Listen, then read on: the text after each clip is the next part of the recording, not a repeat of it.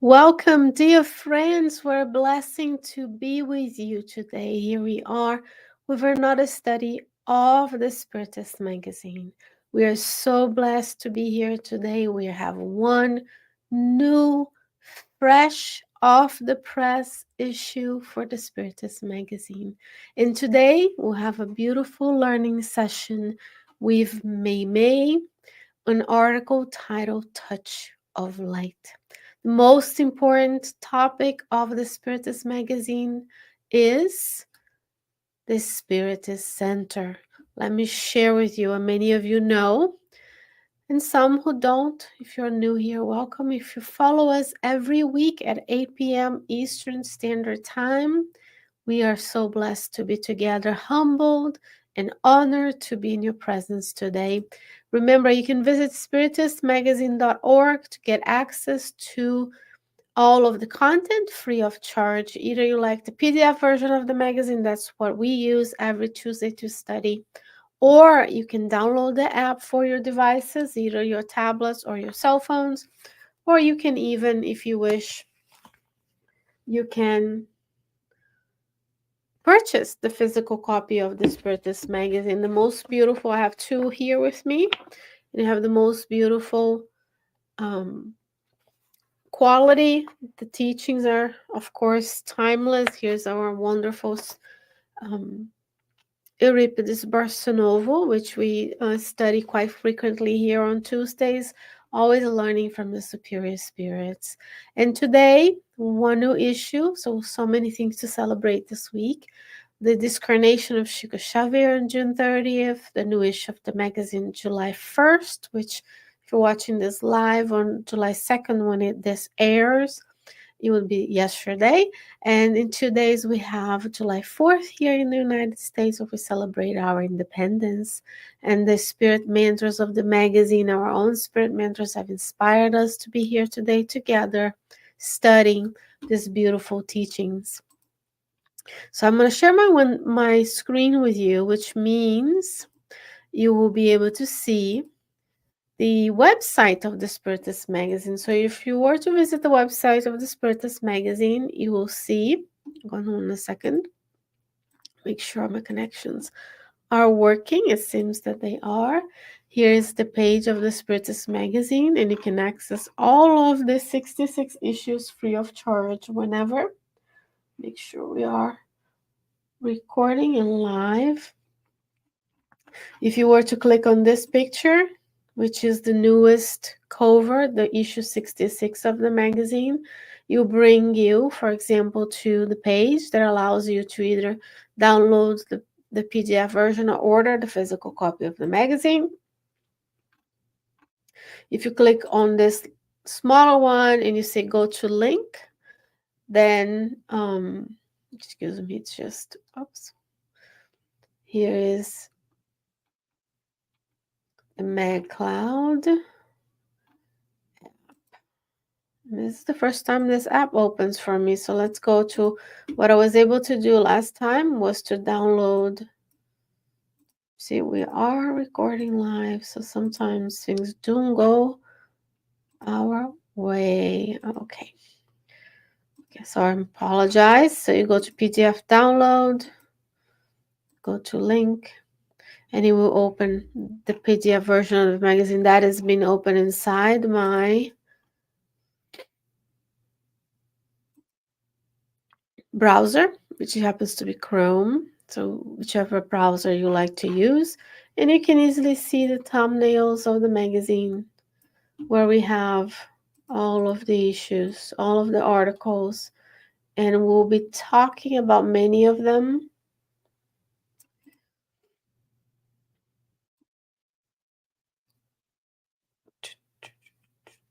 We'll be talking about many of the articles throughout the next few weeks. Here, the article we're going to talk about today is I'm lost it. It's called Touch of Light by the Spirit ByMeiMei.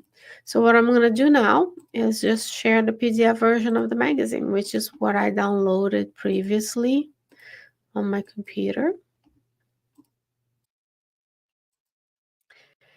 So here we have this beautiful teachings by byMeiMei today. The same way I was doing before, you can see the thumbnails, you can choose the articles you want. Right after this article is the main article from the cover, which is Spiritist Centers Are Not a Club. So we will be talking about that one next week. Today we have a meeting with byMeiMei. Beautiful article that she titled Touch of Light.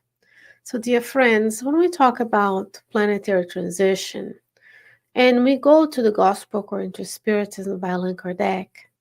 There are many beautiful works from many different artists, many different writers and spirit authors such as Emmanuel and André Luis that shows to us the many facets of the different realms of life all around our planet. However, we always gonna cite not necessarily the newest, but we're always going to go back to the base, which is Allan Kardec.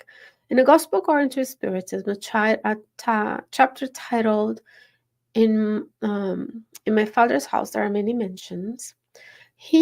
Kardec compiles the teachings of the spirits, the superior spirits, who will tell us that there are different planets that inhabit the many galaxies, the many solar systems, and the universe as a whole. With the advent of the James Webb's telescope, our new calculations of the many, many more planets that are out there, stars with planets, their inhabitant has multiplied and expanded our view of the universe. And all of those planets can be categorized in terms of evolution. So we have primitive worlds, trials and expiations, which is what we are today. And the next level is regeneration. And in that chapter, Kardec compiles the teachings of superior spirits to tell us what each level of evolution is. Of course, that is a didactic way. There's only not five. Within even primitive worlds, there are different levels. Within trials and expiations, there are different levels. How do we know this? We've been a trials and expiation world for a while. We still are. We're transitioning, so there are changes in our planet. There are levels of improvement that you and I see from what we were 200 years ago, 500, 1,000, 2,000, so on and so forth, since the dawn of humanity on the earth, right? So we want to think about when we look around and we see the effects of planetary transition, where we are expelling from our own lives, the reincarnatory plans, all of the necessary lower level vibrations, learning to love, learning to interact, learning to be in relationship with one another. We want to train our eyes to attune with the good vibrations around us. It may seem that we are in darkness, but truly we are in light. And that's what we'll be talking about today with the Spirit byMeiMei for the blessed mediumship of Chico Xavier. As I mentioned in the beginning, we celebrate over 2 decades of his discarnation on June, at the end of June. So we want to thank him for his teachings. And we want to ask byMeiMei that connects with each and every one of us, deepening our understanding of these teachings by her. I'm going to make it larger so that we can focus on her words. We can read it together because two minds are better than one mind. And she says, perhaps you have not yet noticed the number of people who, in broad daylight, move about with a shadow over their soul. Right? Sometimes this is us. Beautiful sunlight, the sun shines with humility, as Emmanuel says in the book, Fought in Life, the chapter titled Humility. Even the muddy swamp, just humbly being the sun, giving us life, beautiful nature around us, wonderful temperatures today here. The heat wave is gone, right? It makes our life a little bit more comfortable. And then we have the shadow over our souls. She says, observe. Question 919 of the Spirit's book, know thyself. So we need to observe things around us, not observe for the sake of commenting and judging and gossiping, but to learn Every time Andrea Luiz and Emmanuel brings us examples, and even byMeiMei, Oedipus Barcelona is for our learning. Those are we call in science case studies. That's how medicine progresses. New things, different things are published, case studies. Nobody's judging those patients. We are just learning from their plight. So she says, observe. Now I'm going to go one step further with the instructions from the mentors. Now she's saying, you notice, or maybe we don't, that there's people walking around with the shadow over their souls. That assumes that we are the observers. I'm going to go one step further. Are we the ones walking with the shadow over our souls? We need to observe. Just as you talked with them, or as people talk to us, you will perceive that they are psychologically far away, right? Either we are in the past or we are in the future, anxious about the future or remorseful or longing for the past, never in the present. And God has granted us technology that is even making it worse because we're constantly reminded that it's another option, something that can happen differently out there. As a matter of fact, sometimes the words are not just monosyllabic in tone, but also come out harshly aggressive, right? Yes, yeah. So we're annoyed, we're aggressive, we don't want to be disturbed because we are actually having our attention hijacked by the devices and even by our own thoughts and minds. So we're not present, we're psychologically far away thinking about other things. And she says, as we observe, put yourself in their position, right? If we were the ones walking around with the shadow over our souls, psychologically far away, monosyllabic in tone, coming out harshly aggressive when someone addresses us, or when we say something, how would we want to be treated? Because that's a sign of dis-ease. Jesus was never psychologically far away. He was in communion with God. He took time to meditate and rest. But when he was with his disciples, he was present. So he came to show us how it is. Put yourself in their position, says byMeiMei. Remember that on many occasions on earth, we also feel torn between showing appreciation we owe others and the suffering we carry within us. So we are not alone because we all suffer from this from time to time. We come with sequela from other lives, we come with things to learn.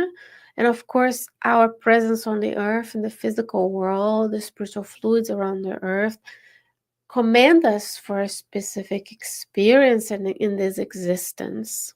Because life is continuous, so we can refine our words. I was listening to talks about this week. No, there's one life, the life of the spirit.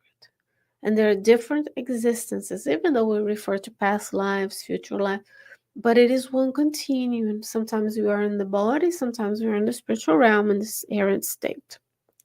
But we may carry this suffering, and we feel torn between showing appreciation for the presence of others, for nature, for the help we receive that we don't know, for everything that happens that allow us to be here. We're all connected. Nobody's pulling themselves by their bootstraps, even though the illusion of meritocracy is pretty strong in our materialistic world. So let's put ourselves in others' positions. Let's have empathy. Let's have compassion towards those who are in this position, who will see it has different causes and also is a disease. Somber night in your soul stems from various causes. So let's say we walk around feeling this darkness within us. So she's explaining to us what are possible causes, what could be happening that led us to that position. She says in some people, it comes from pessimism. Let me make it a little larger, folks. I want you to read this with me. If you're watching this live, if you're listening to this, I appreciate your attention. kindness and time. In some people, it comes from pessimism.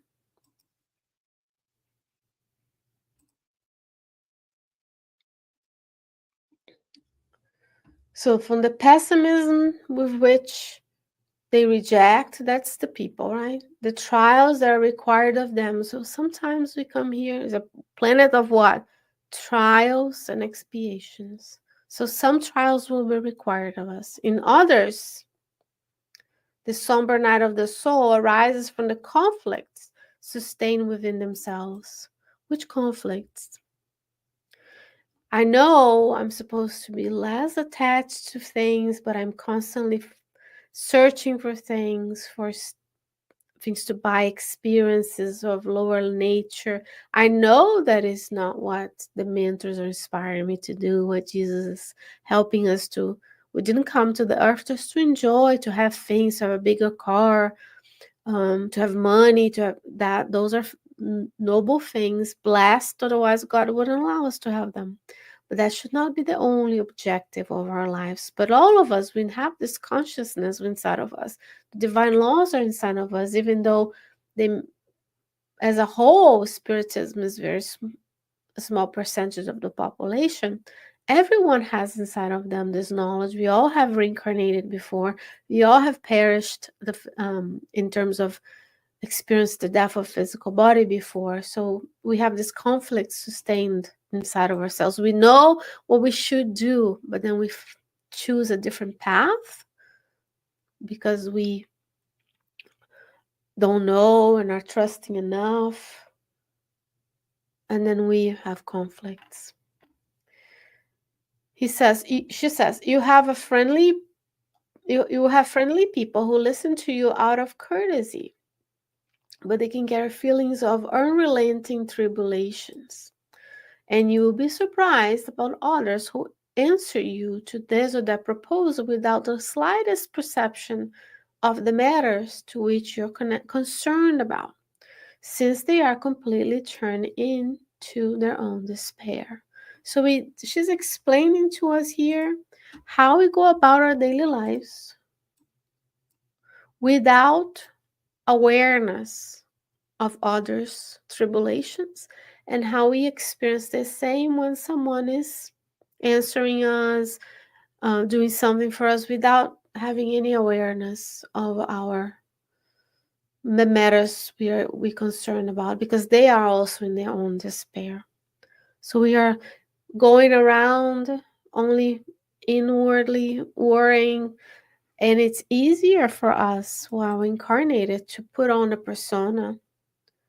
We can be here laughing, enjoy ourselves, talking about the things that we talk about when we get together, which is still at the earth's level very superficial, without truly showing that inside of our souls we have all these concerns, tribulations. We can put a face, we can put a mask. That's what the word I was looking for.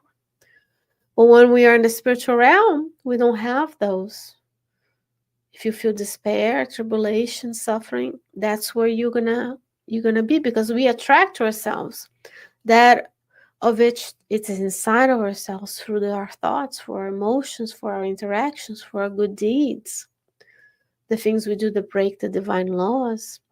So the blessing of the physical bodies that we are contained here, we can be together today, knowing, understanding that we are on the same vessel, which is Mother Earth, guided by the hands of Christ and his messengers, with all the resources that we need to grow in this life, in the place that you're born, with the families we have, the resources that we have, and yet be able to help one another progress and share in the resources as well.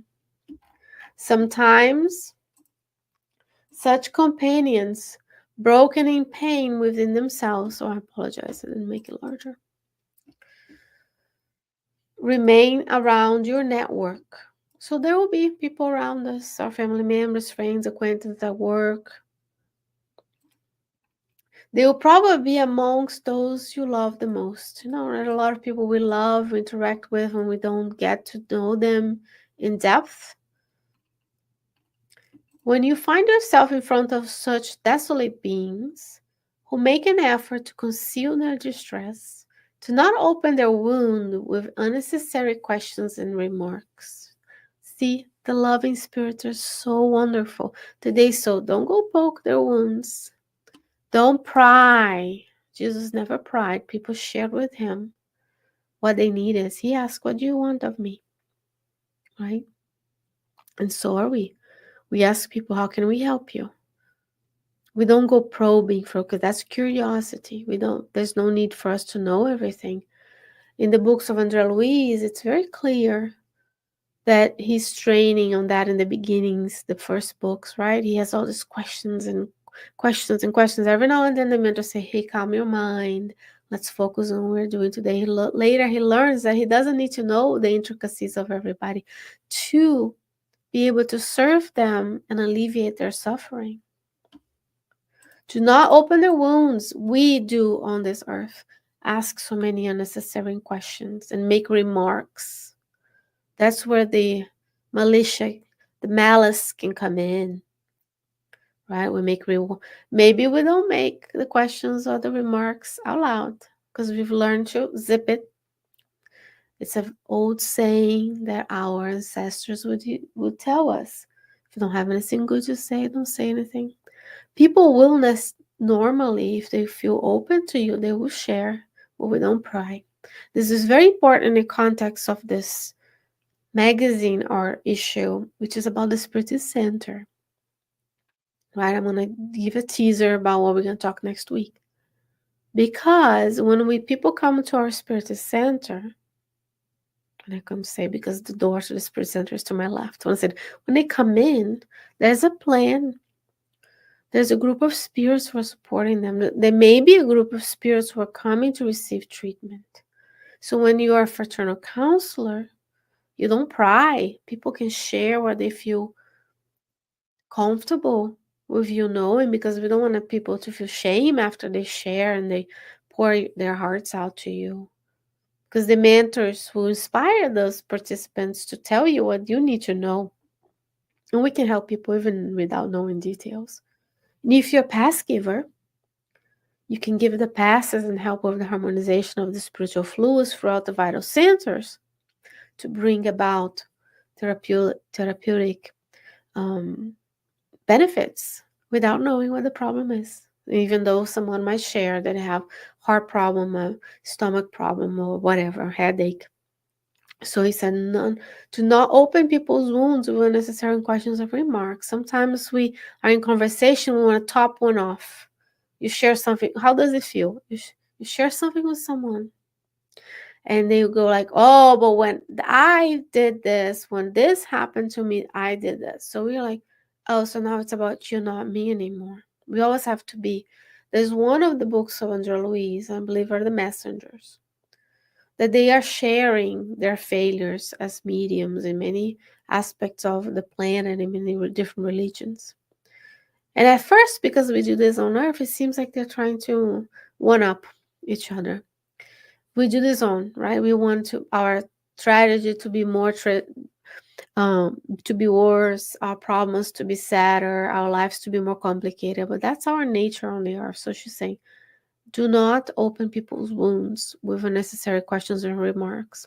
Now, what if someone comes to us and asks us the questions that open our wounds? Then we kindly redirect the conversation, and that's what she's going to tell us next. She says, listen to their confidence in silence when you cannot give them a phrase of hope and comfort. Sometimes the charitable act is silence. Jesus used it very well as the master, as the guide, and the model. In the book Jesus in the Home, go back and read it. Analyze his language, how he smiled with his eyes, how he chose the right time to say things. And that's who we should be modeling our behavior after. Listen. And whatever type of trials they face, offer them a gesture of friendship and understanding, adding the blessing of a smile. Offer a gesture of friendship and understanding. That may be silence. She says, add the blessing of a smile. Nowadays, we walk around, we barely look up. As a side, I do work on a large facility as a researcher, and there's so many people around. And every now and then you have to deviate from someone because they're like texting, and they don't even look. And most of us, when you look down and you're not aware, you don't walk in a straight line. So now you're at risk of collision with others. But we're also showing that I care more about this than you as a person. And there's nothing wrong with the technology, with texting. That's how we are together on an app or Facebook, Instagram, YouTube. We use WhatsApp to communicate. That's not the issues. The issue is the use of it. Always opt for human, eye to eye conversations. And now we just did a few moments of silence. It's a few seconds. Take a deep breath, allow the person to talk. We are very uncomfortable with silence in our society. So if we have fillers, with filler words, like, right. The newest one is right. My time was like, right, So we can't have that pause to breathe, to listen to our own thoughts, to hear the intuition of our mentors guiding us. Because sometimes they guided us to be with someone or a certain situation for us to add, not to subtract. So when we one up each other, when we open the wounds, when we ask questions, we are not necessarily adding, we are subtracting. Because now we're turning attention to us, we're hurting the person more, we're opening traumatic events, and we are commiserating in misery because the world is much better today than it was 500 years ago, 1,000 years ago, 2,000 years ago. We're just more aware of evil because it's more prevalent in the way that we communicate and share information. But we have gone so far from the times of Jesus. Just look at medicine, look at this technology. We read the books of André Luiz, and they have the psychoscope, the things we don't have. They have communication between the colonies way before the the governor of the colony, Solar, appears in everybody's houses. That's our TV, and that's our internet, that's our streaming, right? Way before we had the technology widespread on the earth. So it happens there before it happens here.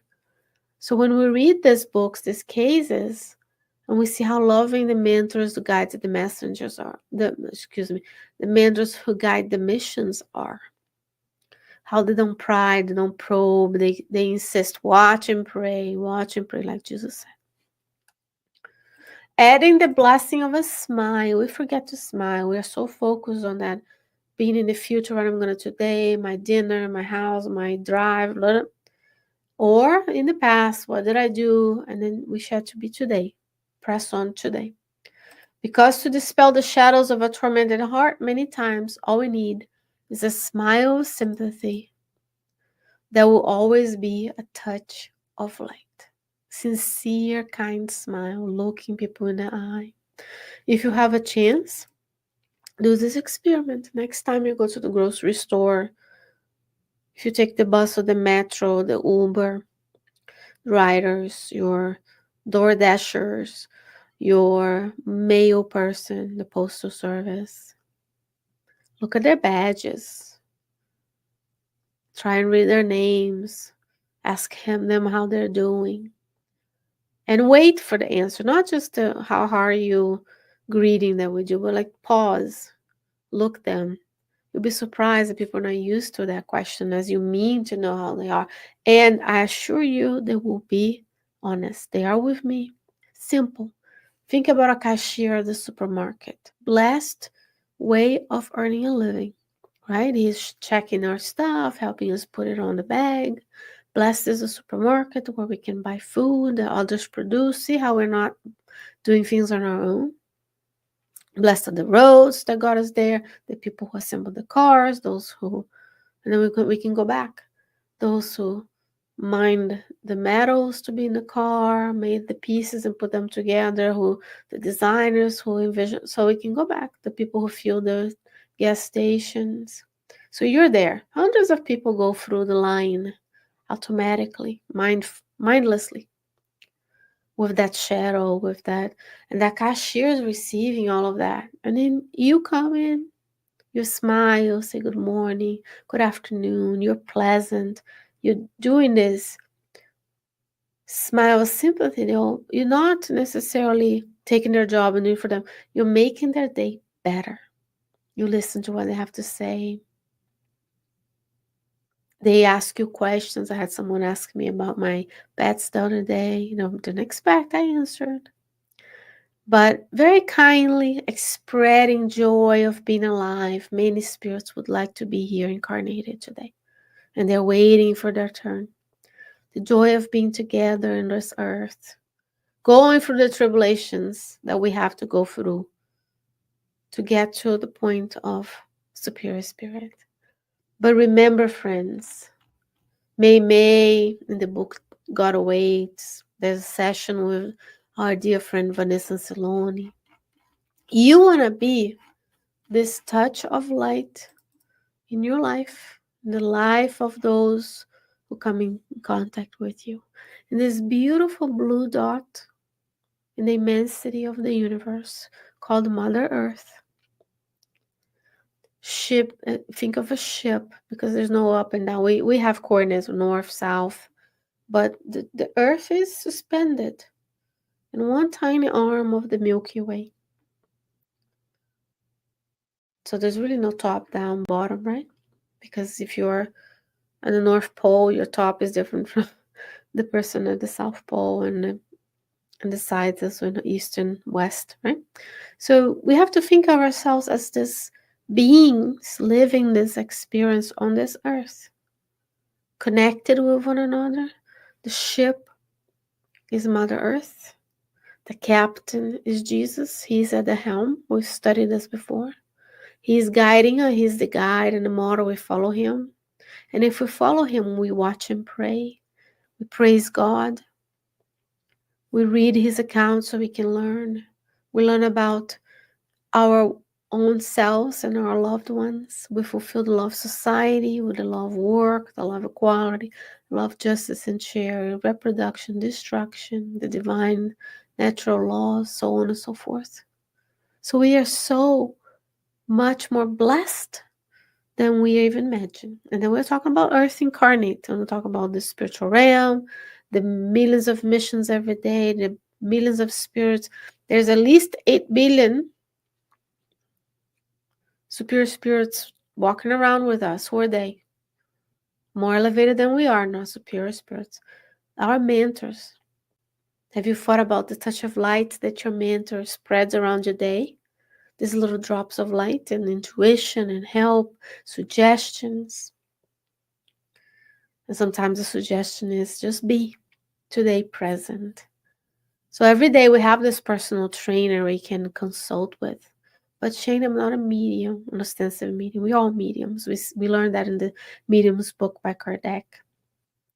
So we can, if we are able to stop, breathe, pray, be aware, we are more open to hear their intuition that is always going to be to the good.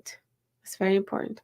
And there are the spirits who are around us. In the Spirits book, we get to know of the different types of spirits who are around us. So there's at least, I think it's in the book Roteiro, Emmanuel tells us at least 28 billion incarnates. Discarnates around us. Plus the colonies, plus the lower zone, or lower zones, the colonies. Non-solar is one of them, and the upper part of the lower zones. And then there's spheres of light that we don't imagine. Remember Asclepius in one of the books of André Luiz. He comes and he has to materialize in non-solar because he doesn't have human form. He's dreaming about Saturn. Saturn folks are dreaming about Jupiter. Jupiter is dreaming about Sun. When I say dreaming, they're like planning and working, because everything in nature is work. Only on Earth we think everything is about rest, relaxation, Instagrammable moments, passports, and traveling. And this, we're just going about our physical needs. But there's so much goodness, even just within our Mother Earth, that is blessing us with this touch of light. So, dear friends, be the touch of light you wanted to see in the world today. Be the one who smiles first, who cares first, who look in and be present in order to be of help and assistance to yourselves, to your loved ones, to the mentors, to Jesus in our daily lives. Visit spiritistmagazine.org. Spread the good news of Christ. Send this to someone else, this study to someone. Like, share, subscribe, follow, because the more we do, more the content is relevant. It helps Cardiac Radio elevate its profile on YouTube. Right? We recently reached 2,000 subscribers, which is a blessing. Many people watching and listening, many do who doesn't subscribe. So go to your Spiritist Center, pray with the people, invest on yourself and your spiritual growth through study, attend the studies, be a member, be a practitioner, be there every day, every Sunday. So many spirits and so many incarnate beings are in need of help. And that's all this message is about, a touch of light. Dear friends, many blessings to you, to your loved ones. Stay well, stay safe, reach out to someone and help. And I hope to see you, God willing, next week with another study of the Spiritist Magazine. Bye bye.